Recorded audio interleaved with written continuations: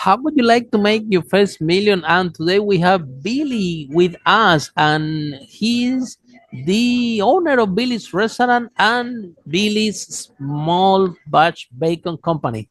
So, Billy, tell us, what are the 5 steps that you recommend entrepreneurs in order to make the first million? Welcome to Unstoppable Podcast with Harry Sardinas, inspiring conversations with influential millionaires, investors, thought leaders, entrepreneurs who are making a massive difference with their innovative products and services, and sharing the challenges and wisdom of how they sold their first million. Well, 5 steps. I would say number one, have a plan and write that plan down. Number two, uh, not just a plan, but have a vision and a goal and, targets and make sure you write those things down. Number three, always prepare to have a team. Because what a lot of creators and visionaries do is they'll have this plan and they'll have this vision and they try to do it all themselves and they either burn out or they quit or they just can't do it themselves. So, be a good leader. Number four, if you think it's going to take $1 million to do it, be prepared for 2 to 3. Number five, pray a lot, put your heart into it, put your back into it, and don't be afraid to ask for help before it's too late.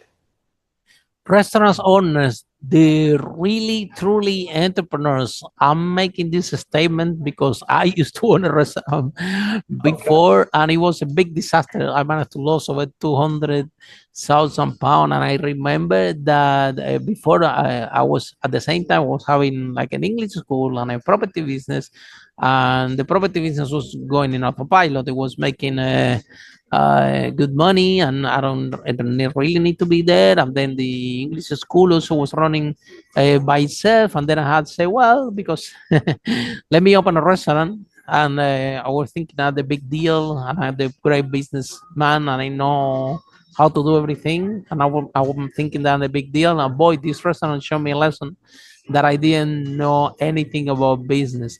So, can you tell us, Billy, what are the good, the bad, and the ugly of the restaurant business? Because this is after me personally having a restaurant. The question that I always ask to restaurant owner is, man, if you're making money out of the restaurant, why you still do restaurants? There are a lot of business out there that are easier Right. with, and you need less skill to make more money. Right. So you really need to love food, right? I love food, Right. but just eating it. What's the good, bad, and ugly? Well, first of all, if you see any part of our industry as ugly, you probably don't need to jump into it. But you've got to be okay to good at almost everything. You've got to be a plumber, an electrician, a little bit of a carpenter. You've got to be a marketer, A chef, a chef. a chef. You have to be a chef. You've got to be a manager, a leader. You have to be an accountant, a bookkeeper. You've got Wait to be there, able to wear from house, no? Yeah. You've got to be able to wear a lot of hats, and you've got to be able to accept people for who they are, and find a way to encourage and motivate them to get the task done. And then you've got to, so all of it's good if you love the restaurant business. If it's bad or ugly, you can't just shove that off on somebody. You've got to delegate, but you got to make sure it's still getting done. Because if it's bad or ugly for you, it's probably going to be bad or ugly for somebody else. From those sides sound from outside sound very easy, right? I remember that I was having a lot of tenants from Spain in my property business, and they were telling me, Harvey, in the same way that you open an English school for us, can you open a restaurant? We want to eat Spanish food and everything. Wow, that was a huge miscalculations in because the volume of the tenants that I have back then, 177 tenants. Yeah, of course, the English school was one class, so the school was always full with the tenants of the houses. but I try to sketch the same model with the restaurant. And the amount of tenant that I have can even fill one table daily in the restaurant. So now I'm left with loads of table that I had to figure out how to fill it. And the biggest problem that when first time found this, we discussed this a lot of this in building this podcast. The first time founders, especially when you don't have any idea about business or any clue, this is what you do, right? You get in love with the product. So this product that I designed is going to be the first. It was the only halal Spanish tapas in Brick Lane, which is the spicy road from London. I'm based in London, and it was so unique that, and I make it so amazing. I make a guitar on the roof, and it was a lot of the decoration was amazing. It was Okay. so unique that when I opened the door, day one, nobody came in a very Oof, busy road. And that's then rough. I realized that, oh boy, this is gonna be harder than I thought.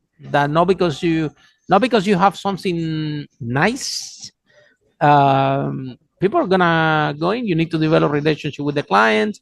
It took me 6 months, 8 months to figure out that if you take a Spanish omelette outside, you cut it in pieces, and then when it was launched, you just give them for free to people to taste. And Right. after the omelette was finished, the restaurant was full for lunch. It took me 8 months to to figure out that one. So trying everything.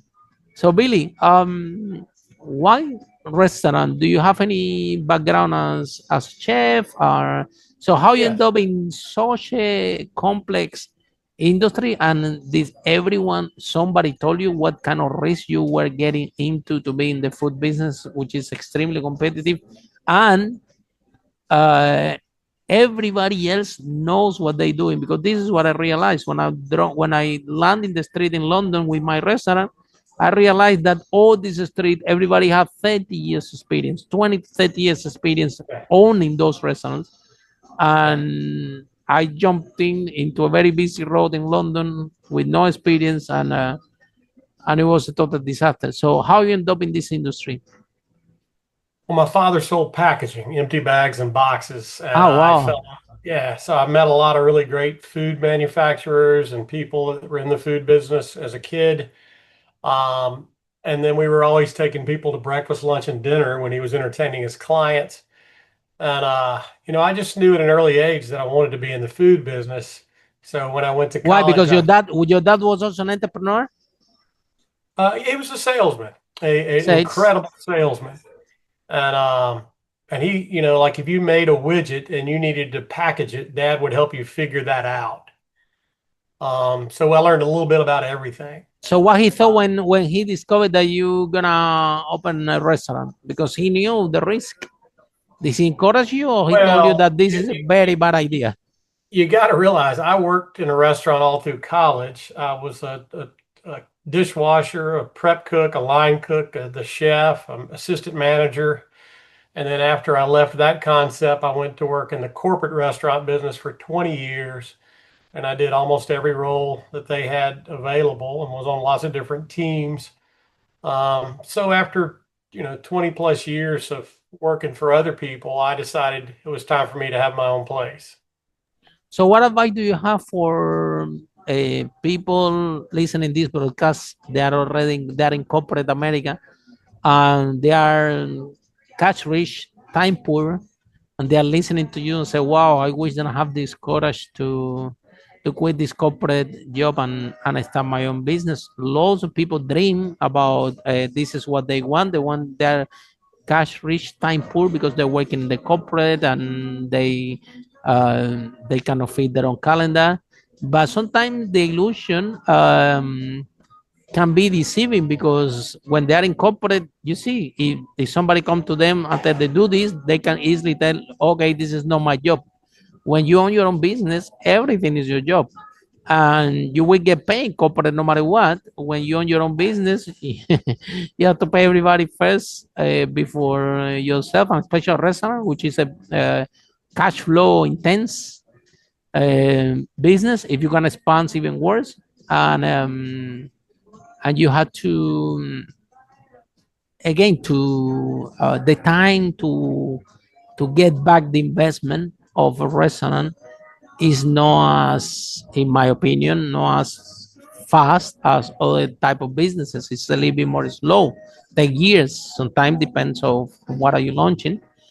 So even knowing what you're doing was a little is a little bit eh, risky, because I also Billy work as a waiter in the restaurant in the Hilton, the Canary Wharf, and I did some waiting and everything. But wow, when I have my own restaurant, it's like 360 Right. degrees. I didn't know so many things that I really need to know. So you have to learn a lot. And so product market fit. How do you knew that the restaurant that you're gonna open, people are gonna come? Well, I already had a pretty good reputation in the area. People knew that I love food and hospitality and catering, and um and I had a lot of people that I managed over the years that believed in me. So that was not the hard part. The hard part was, trying to do the finances along with, operating the business. And that's where I struggled a lot. And but Like everybody that been in the yeah, the restaurant times, business, yeah, it's the times where I expensive, had a really. good, Eh? It's expensive. it is very expensive. It's a lot more expensive than you think. And when you think you've got it figured out, everything goes up. Tell me about And it. yeah, repairs and maintenance are brutal. Utilities The are bills, horrible. the bills. Oh my God! When I received Yeah. my first water bill, and I'm thinking these people are joking. In London, they give you a special a rate, even more expensive than retail, because you are a commercial, so you have to pay the bills with a commercial tariff, Yeah. and you used to the bills with the bill. You say, okay, this is the water that I use in my house, so that's how much I pay. So I suppose that the restaurant should be kind of similar. Gas, water, then you have the issue with the lease as well. That sometimes the restaurant is working and everything, and a lot of clients coming to you. Now comes the landlord when the lease is over and say, you know what, you have to pay me more rent. And he said that's a difficult one, because it takes time and money and effort to move the restaurant somewhere else. So most likely the restaurateurs will end up swallowing the increase on rent, because a restaurant is a place, Right. a place is very important. So, a lot of risk everywhere. I remember that when I opened my one, I had this idea that I want a guitar on the ceiling because I want my restaurant to be spectacular. Okay. And I remember my builder told me, Harry, look, this guitar they want, call it Harry Spanish Tapa. So imagine how lost I was. I should call it Lola or Pepe's, right? So I put my name, Harry Spanish Tapa. So imagine I didn't have any clue how to do restaurants. Even the name was was sending that message out there. Didn't know anything about branding, didn't know anything about anything. And then, and I still learning. And then I go there and talk to my team. Look, I want a guitar. This is a Spanish experience. I want a guitar in the roof. And my Polish builder told me, Harry, look, we can do this guitar, but it's gonna take 2 months. It's a big job. What you asking us? I can do it. So can you handle it to have this place empty 2 months? And sometimes lack of experience and naivety. I said, of course, this don't worry about it. This restaurant is gonna be so amazing when we finish that it will be overflow with clients. Nobody has a guitar in the ceiling. Well, it was not 2 months, it was 3 months, 3.5 months to the guitar. And then I had to pay all this rent, which is the massive place. And again, the guitar was amazing, still didn't cut it. Nobody went in on day one, apart from a couple of friends and family that knew about it. And imagine, Billy, that the restaurant I closed it, and now the restaurant is a Chinese restaurant, and still my guitar is there. Okay. The Yep. That Chinese guy happens. that arrived say, "Okay, Spanish guitar there. You know what? Let me put a little bit Chinese. Let's rock and roll." So we demonstrate that that when you are in business, when it comes to restaurant, you really need to know what you're doing. So, what advice do you have for entrepreneurs passionate about food that from outside looks like very easy business? Everybody can cook, everybody can eat, and everybody think, okay, you know what? I want to do my own business, gonna have a restaurant. So, what advice do you have for those entrepreneurs or those aspiring entrepreneurs that don't they are normalizing well what they're getting into, and that is the consequence of large one of the industry with largest rate of failing is actually restaurants. Uh, my advice before you jump into it is make sure you work for some great people first. That would be Be helpful, yeah. humble and be humble and go in and be an Indian before you become the chief. Um, get on as many teams as you can with and learn everything from the front of the house to the back of the house. Talk to people about branding and marketing before you make big decisions like putting the guitar on the ceiling or your signage on the side of the road or whatever. Um, Run those ideas in front of a few think tanks and just say, hey, I need some feedback, and be open-minded. Listen to them. If they tell you the color doesn't seem to fit the brand, or your logo is way too busy, or I don't understand what you're saying in your branding message. Listen to all of that and then really go back and rethink things. Some things you're going to stand your ground on, and that's fine. But once you do stand your ground on them, you got to live with it for whatever period of time. But yeah, just work with people that aren't afraid to let you learn something. If you work for somebody and they keep a lot of things secret and they don't want you to learn, how the business really operates, you need to go find somebody else to work with.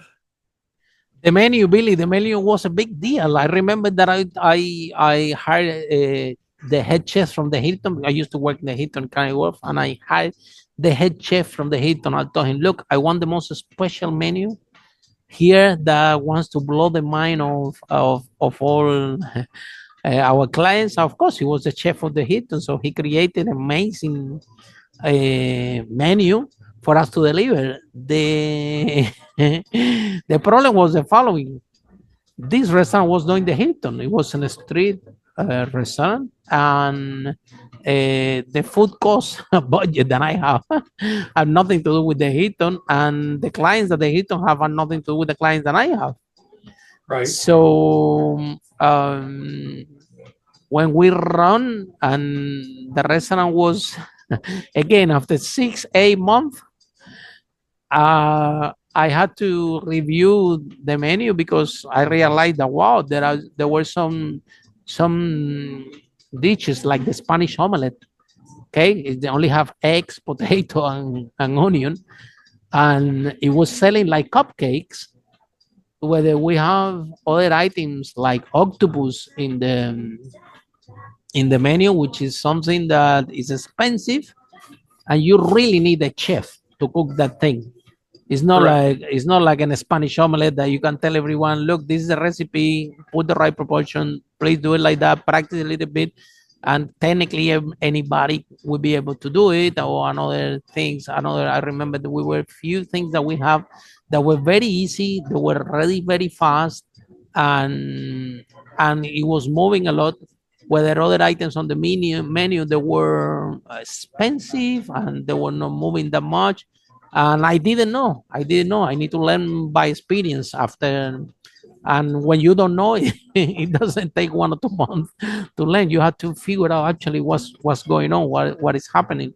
And I have to a new element came to the equation, which is the time that takes to prepare the food, and also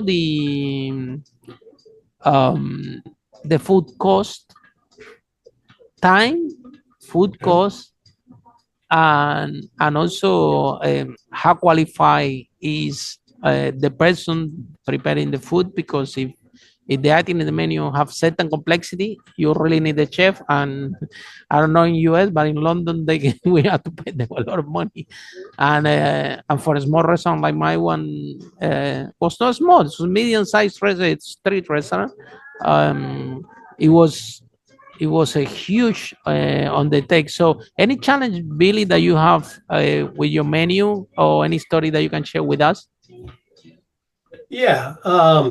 You know, compartmentalize your menu into, appetizers, soups and salads, sandwiches, entrees, big dishes, desserts, and specials. Keep those compartments pretty Billy, consistent. this still look long to me. Sounds even long to me. Too many things. Yeah. Yeah, you get, but menu knowledge is critical. Your menu is Yeah, your I market. agree. I agree. You need to have variety, right? Yeah, you've got to But then really come the food cost, right?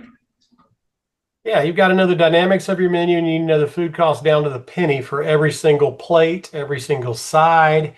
Every time somebody says they want a substitute, you got to know what that does. And you want to try to keep things as consistent. And it's better to start with a very small menu, and then you can always add to it.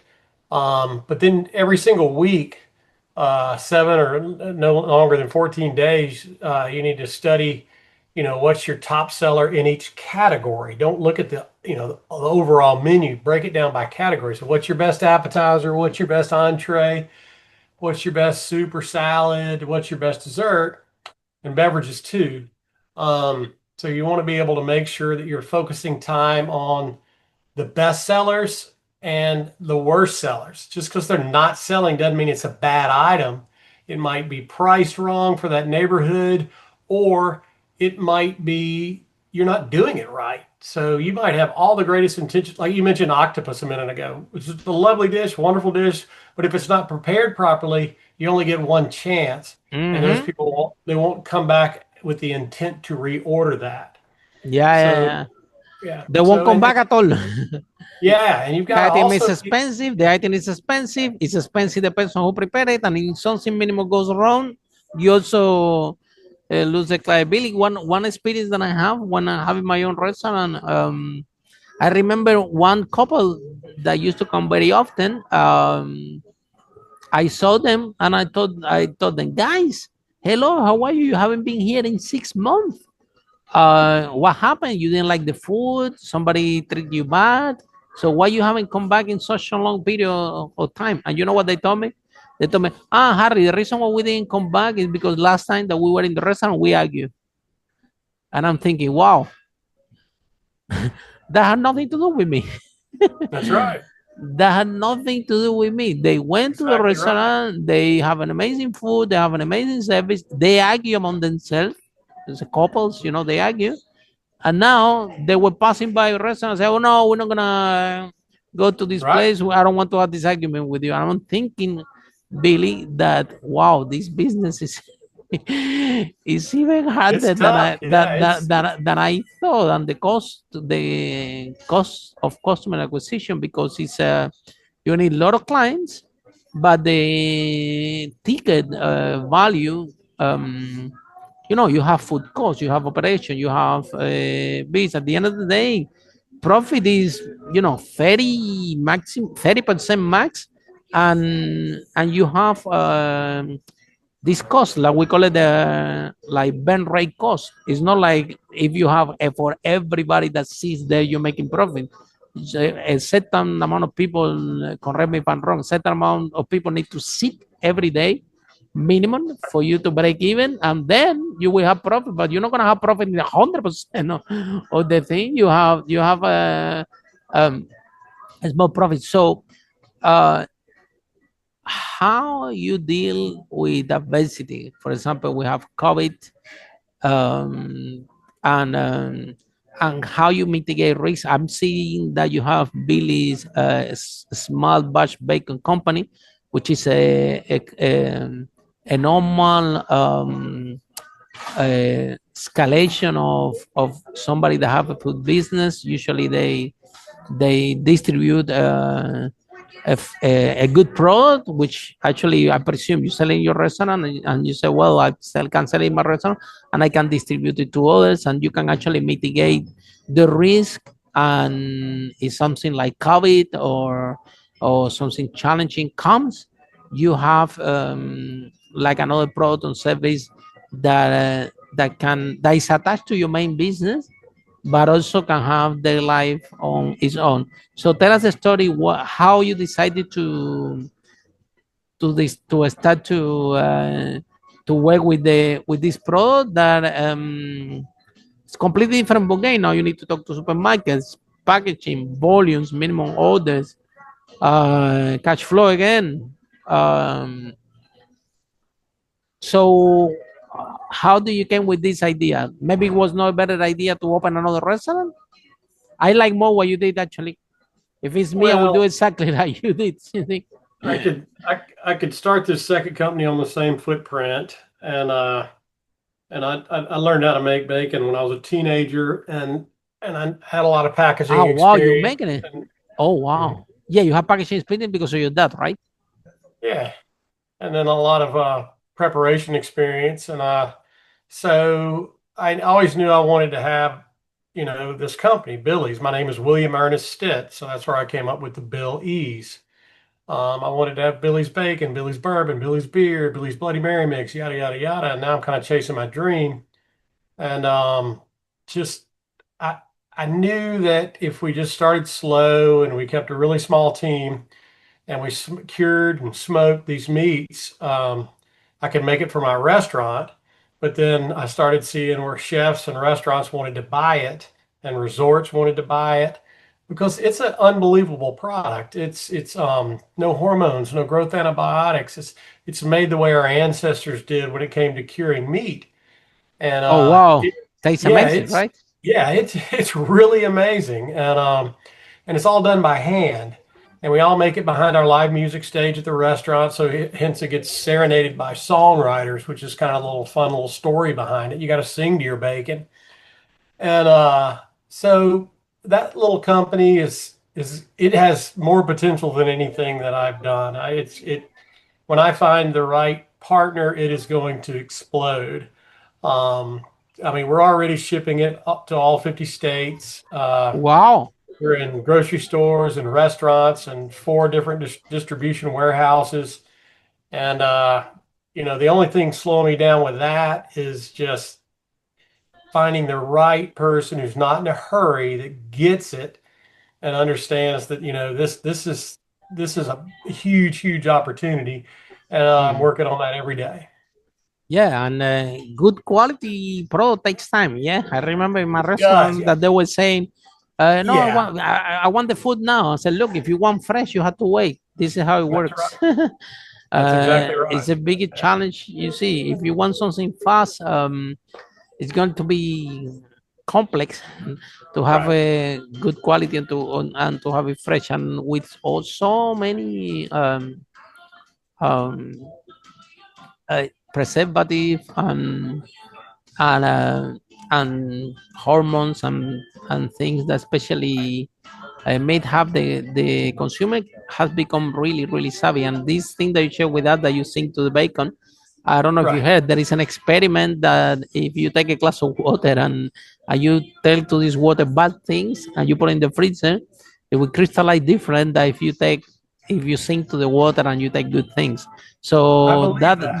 that Yeah. story is not so far from actually proving reality. There are articles Uh, about this. You can have a look in internet. yeah. So I believe that. yeah, because the energy and I can tell the love that you guys put into your product. And this is my question: when it comes to how you can keep the consistency and the quality of product. We're talking about the bacon. If let's say if Walmart decide to order from you, now this is completely different ball game. You need a bigger capacity. You might need a mid supply than that that supply the meat how you want it, and because of this supermarket, they wanna pay as cheap as possible. Probably they will tell you don't sell it to anybody else. Yeah. Yeah, I So never try to get myself in those situations where somebody tells me I can't sell to anybody else.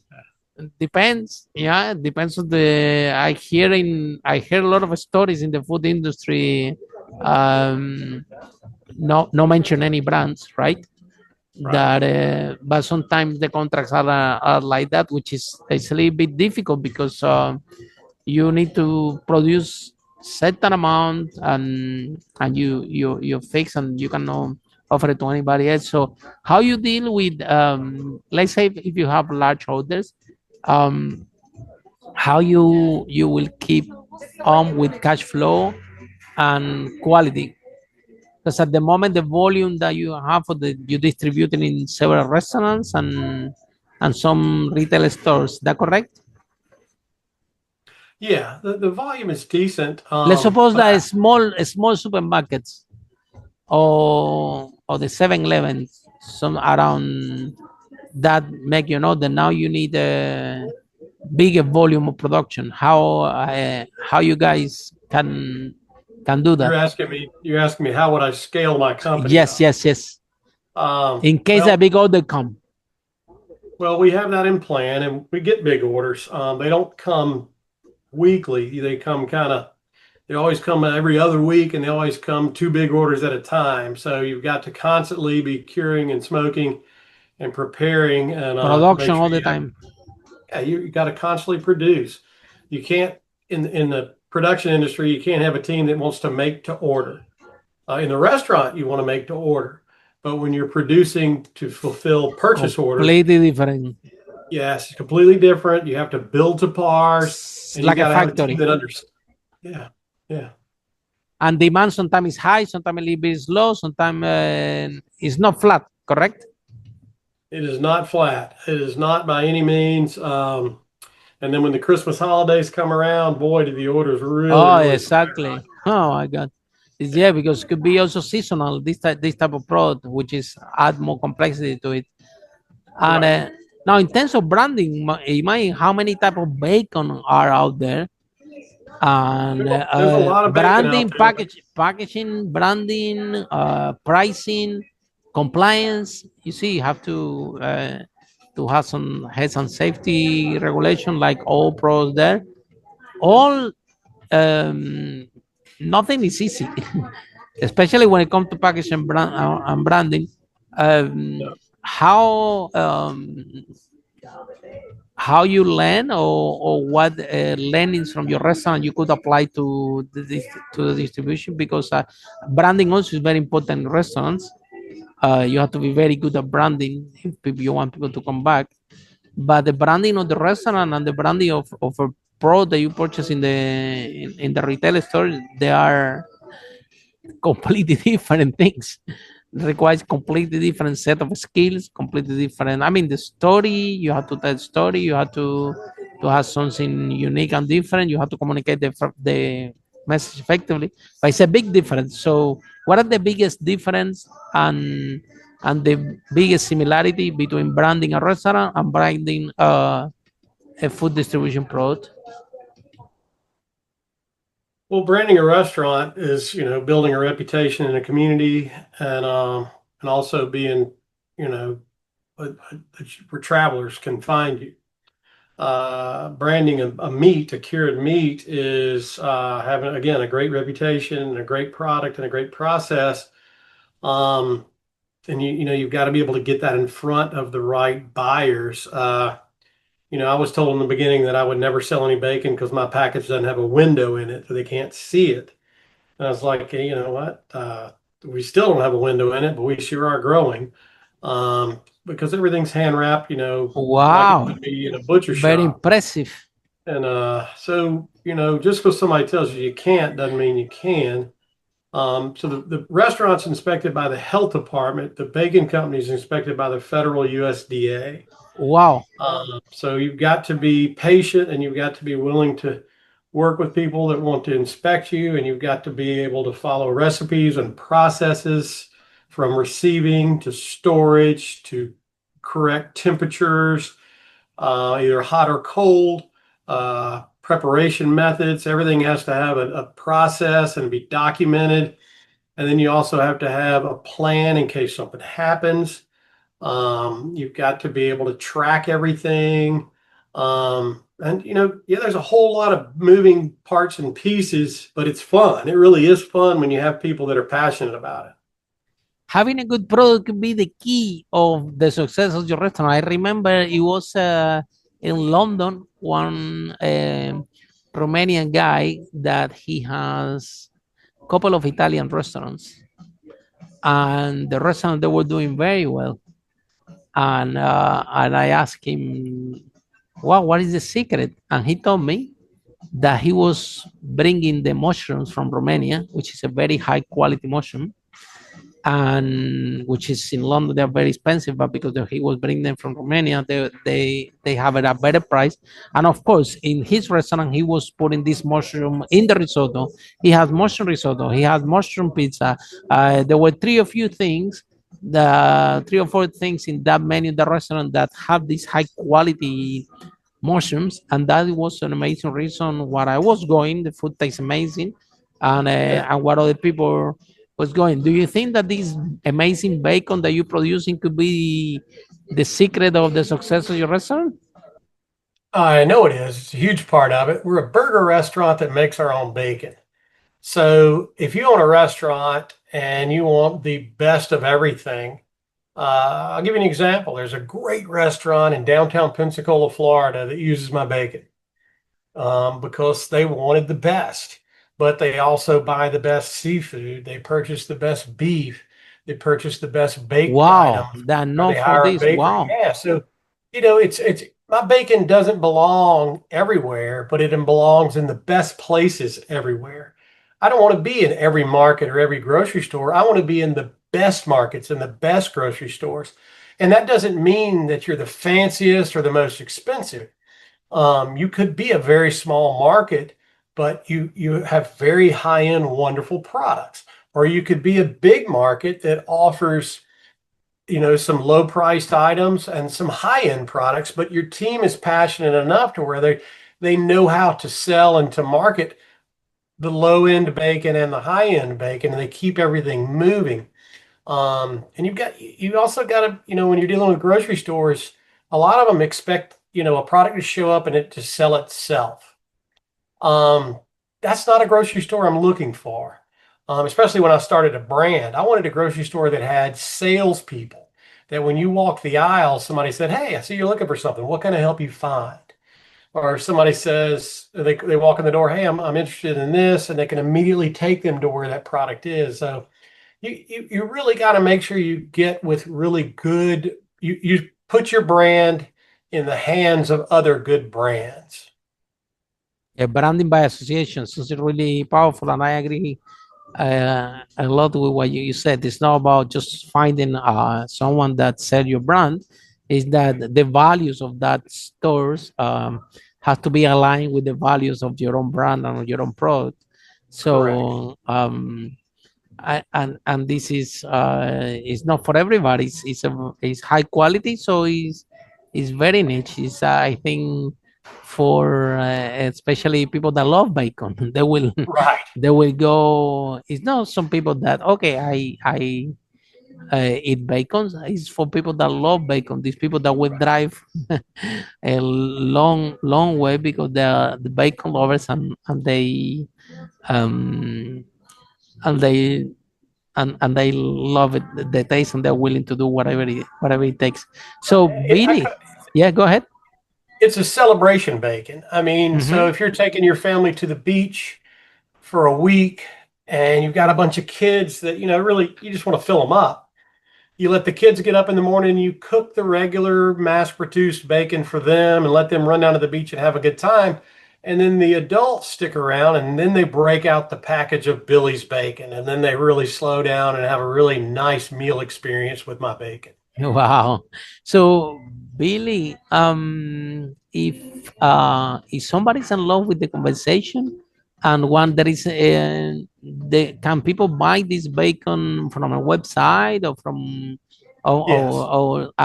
tell us where people can find your restaurant, where people how people can Sure. order your bacon, how this Yeah. process work. So we have two websites. The restaurant is Billees, BILLES.com. And the bacon company is billeesbacon.com, BILLESBACON.com. So if you go to the restaurant site, it'll tell you that we're located in Fairhope, Alabama, which is the lower part of Alabama in between Mobile and Pensacola, near the beach.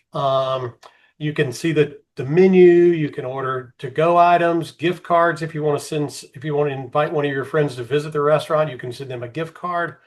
You can see the live entertainment scheduled, events, and things like that. But you could actually drill in and see a lot of the images of our food. Now, if you want the bacon, you could order the bacon from the website. Goldbelly helps me market it and get it out there. And they can order it a couple of pounds at a time, either sliced or unsliced, or a case of 10 or 12 pounds where they could enjoy some and give some as gifts. Or if you even want to send us a list of your customers, and even like say you're in business and you're selling widgets and you've got 50 customers that you want to send a nice gift to, you send us your Yeah, as a present, swag. right? Yeah, we'll put your swag in the package with the bacon and send it to all of your customers with your name on it. And if you really, really want to take it to the next level, you invite your family and friends to Billy's. You show up about 9:30 in the morning on a weekday, and I'll meet you. We'll peek in the window, watch the bellies going in and out of the Oh wow. smokers, enjoy it, get a little bacon tour, kind of see how it's made, and then the kitchen opens at 10:30. Then you can have lunch and have a great big bacon cheeseburger or a pork belly sandwich. So it's and then we have an event space where we cater on-site or off-site. I do personal chef experiences. We do a little bit of everything between the two companies. We're juggling a lot of fun stuff. And from the website, you can buy the bacon retail and wholesale or only wholesale? You can buy it retail on there. Wholesale's a different story. So say you would like to carry it in your marketplace. You just email me, Billy@billiesbacon.com. And, of course, I'll, Let's say, for want to get example, to if know somebody you. want to distribute it in Florida, for example, Billy, Pardon me? if somebody want to distribute your bacon in Florida, to give you an idea, they Mhm. as a wholesale, they will need to send you an email, right? Where they need to Yeah, send the email to? in Florida, we're right next door to Florida, so they could talk to their Benny Keith or U.S. Foods, or Cisco, or Cheney Brothers, or Evans Meats, or Peroni and Sons. All of those distributors could get my bacon to them. But I always like to be involved in every new customer interaction. I just don't want to have trucks and distribute. I want distributors to do their job, and I want to make the bacon. And that's been really good, not just for my business, but it's been good for the environment. 100%. I knew I didn't want to have a trucking company. I wanted to have a bacon company. So these wonderful distributors that bring food and ingredients to my restaurant, when they leave with pallets, with cases of my Wow, product, take it back to their warehouse, and then they help me distribute it. So it's a great partnership, and amazing. it's been fun. Yeah. Yeah, yeah. How about this one? Social responsibility, especially with the is sometimes is possible to do good and make money at the same time. So Yeah. when it's challenging because sometimes, especially in this industry, uh, it's expensive. Bring the cost up, the It social is. responsibility. But still, again, the consumer are getting very savvy, and they understand that the quality, the meat. If we know if you're gonna eat meat, has to be the high standard of quality because you don't want your health to be affected by, and of course, reflects on the price. It's an American made, US made product, so Right. with the certain standard of with the high quality standards, So Yeah. kind of is it's not gonna be cheap, right? No, And it's definitely nobody, not cheap. yeah, Yeah. yeah. And it's not So the most expensive either, but it is I expensive. yeah, the But value reflected on the price. So challenges, I'm doing good and make money at the same time. Because I already know that to get this raw material with no antibiotics and things like this, right. it's already expensive. So how you And mitigate all this? my raw ingredients cost more than a finished package of bacon Wow, or that wow, you would typically buy. that's expensive. Yeah. So, but see, that's where the scaling comes in place. I know that once I find the right partner and I can build the proper facility where I can really, really grow, Hmm. I'll be able to use all parts of the pig, not just the bellies. I'll be able to make the pulled pork from the butts and the shoulders. I'll be able to sell my ribs, and lots of other different parts. I'll also be able to, instead of getting wood chips in 50-pound cases, I'll be able to get wood chips by the truckload. Dark brown sugar and salt, instead of getting those in 50-pound bags, I'll be able to get those by the truckload. I know I'll be able to knock off 20 to 22% of my raw cost. Wow. I just have to be able to get there, and that's that's where I am. And like Well, I that's the don't have fun the part. yeah, I don't have the space or the funds to corner, Uh-huh. 6 months to a year of pork bellies either. Uh-huh. So once I can do that, and then plus, when I'm making my great bacon, I also want to be able to co-pack some bacon for other people and just make some plain generic bacon. But I would want that to be a totally separate line, not affected by my high-end product. But if we're going to have a USDA facility, we're going to have one that makes money. Absolutely. Yeah. And especially you guys have packaging experience. Yeah, the packaging is the key. You've got to be able to, in the box business, everybody thinks they want a different box for everything. No, no, no. You've got to, I have one box and I have five products, and all five of those products go in that one box. And if I Wow. decide, but I've got Ve- 10 to 15 other products that I want to do, and I'm constantly going, okay, will they fit in that box? And they do. But Wow. I've got to pull that trigger and be able to get all those different, I need 10 to 12 products going out of the door every week. That's Not amazing. not 10 to 12 sales, but 10 to 12 different items, big sales of each. Hmm. Yeah, all within the same brand. Yeah. Yeah, Uh, exactly.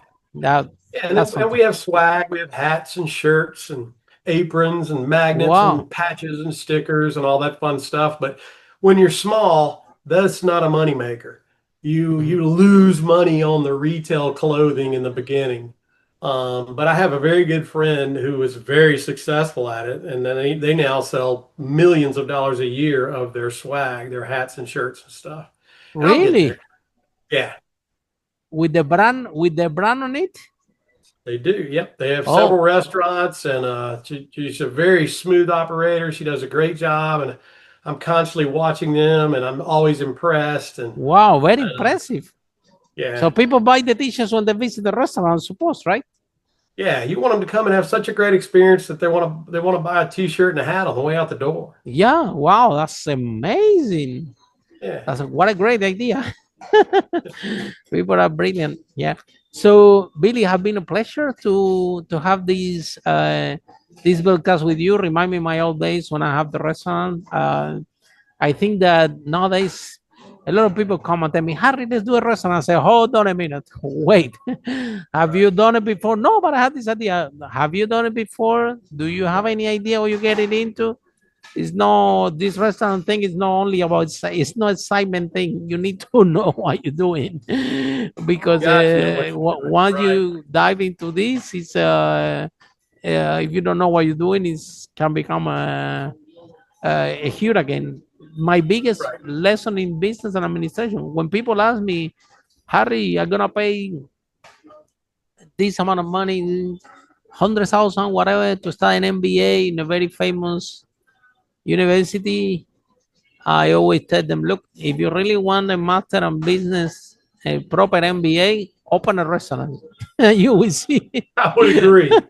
I would agree. Yeah. Yeah. You will see how great how the lessons that you're gonna get the best master in business and administration ever. Exactly right. Yeah. Yeah. So, so thank you so much, Billy. And for all of you following the broadcast, you know, our next episode, how sharing how brave. And Billy, last message.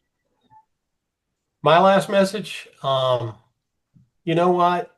Just make sure everything that you put in your body is something you care about.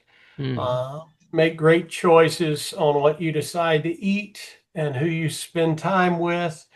And make sure when you're breaking things down into good, bad, and ugly, that there's a whole lot more good and a little bit of bad, but try to keep the ugly out of there. Thank you so much, Billy. And for all of you following the broadcast, you know, our next episode, how brave entrepreneur like Billy break that wall and achieve the first million. Bye for now. Follow us for more interviews with world's most influential, audacious entrepreneurs that overcame challenges and adversity, providing you with the blueprint of how they sold their first million so you can grow your business exponentially.